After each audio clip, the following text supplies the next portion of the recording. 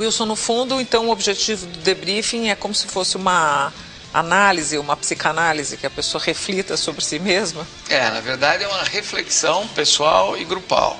Eles têm que entender onde eles atuaram bem. Então, como o Helder colocou, eu preciso passar pela experiência e absorver aquilo que foi útil. Porque para nós, consultores ou observadores, em qualquer situação, né, Helder, você entregar um relatório, olha, eu percebi você assim, eu percebi que você poderia ter feito tal coisa, é a visão externa. Então cabe às pessoas a se perceberem, como a própria Ana colocou, em determinado momento. Depois eu percebi que eu poderia ter feito de outra maneira. Então esse aprendizado é levar nas futuras experiências. Que questões costumam aparecer no debriefing? Não só o resultado, positivo ou não, mas como que foi o processo. Então eu separaria em 3 dimensões: a dimensão da eficiência, quer dizer, como é que nós trabalhamos, a dimensão da eficácia, produzimos ou não, e a dimensão da efetividade, quer dizer, queremos continuar juntos? Então um time, ele vai ver se esse processo precisa ser ajustado para que haja resultados de médio e longo prazo. Agora é importante, se me permite, é importante que essas conclusões, esses aprendizados, essas percepções sejam do grupo. Então o papel do facilitador é isso, é facilitador mesmo.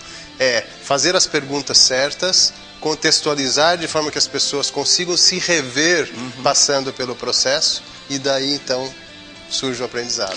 Wilson, você acompanhou todos os debriefings do time azul, ao qual pertenceu o Thiago, né? Sem entregar aqui o ouro, dá para notar uma mudança geral na equipe do debriefing do primeiro desafio para o último? Eles se tornaram um pouco mais críticos na análise. E no ato do planejamento para a atividade seguinte, eles procuraram efetivar os aprendizados anteriores. Às vezes com bons resultados, às vezes nem tanto, porque a coisa não é tão simples, Precisamos fazer de tal maneira. Ok, é um aprendizado e eu tenho essa consciência.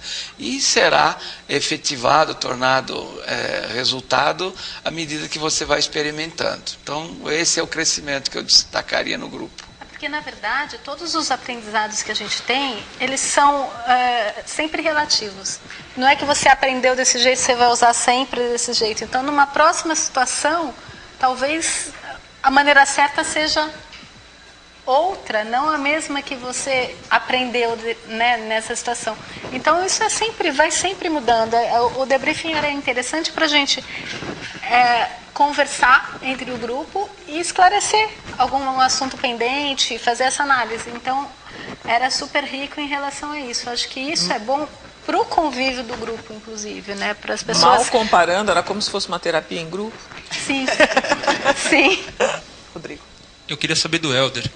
Aconteceu já de uma empresa enviar os funcionários para esse treinamento e elas voltarem exatamente como foram, assim, por não se abrir, por serem resistentes? Não. Posso dizer com tranquilidade que não, porque o programa é construído para que as pessoas sejam provocadas, se percebam e que haja alguma transformação. Pelo simples fato de passar por essa nova experiência, alguma coisa mudou. É aquela história, Nós nunca... o rio nunca é o mesmo. Você nunca coloca o pé na mesma água do rio, que é uma água que corre. Exato. Então, há sim alguma modificação. Às vezes, o que acontece é um diagnóstico que não foi muito bem feito, um briefing que não foi muito preciso, e você começa a trabalhar aquelas questões que a empresa solicitou, mas pela experiência dos facilitadores, pela experiência da equipe. E fazendo a leitura do grupo, você faz as correções de rumo, os ajustes de vela ao longo do processo. Wilson, mas alguma mudança há. Wilson, alguma participação tensa, algum momento tenso com algum dos membros das equipes?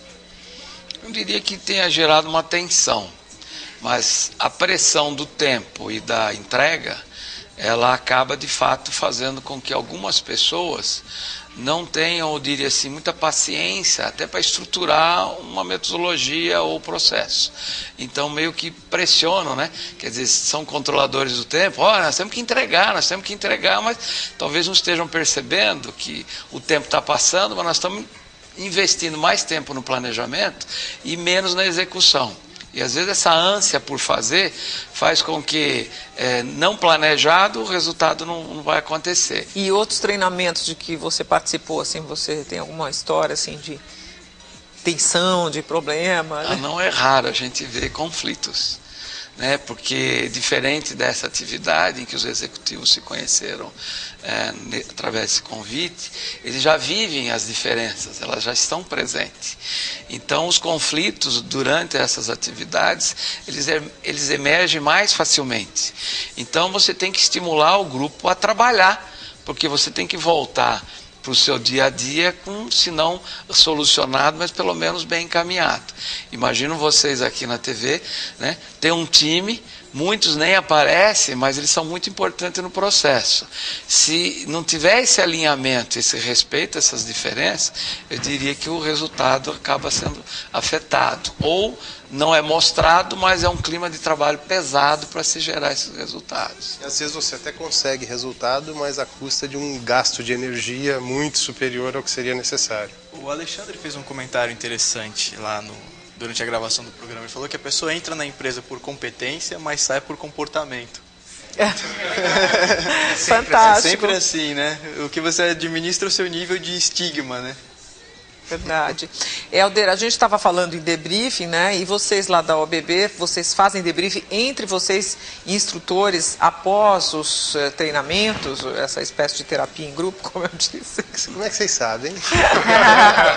Sim, todo o trabalho da Outward Bound, ao final a equipe se reúne e faz o seu debriefing, quer dizer, se autoavalia, faz a reflexão, faz um filminho de tudo o que aconteceu, desde a preparação, toda a energia que cada um colocou, depois todo o processo de execução, a qualidade das conduções, dos debriefings, toda a parte logística, porque um curso desse tem uma estrutura muito grande.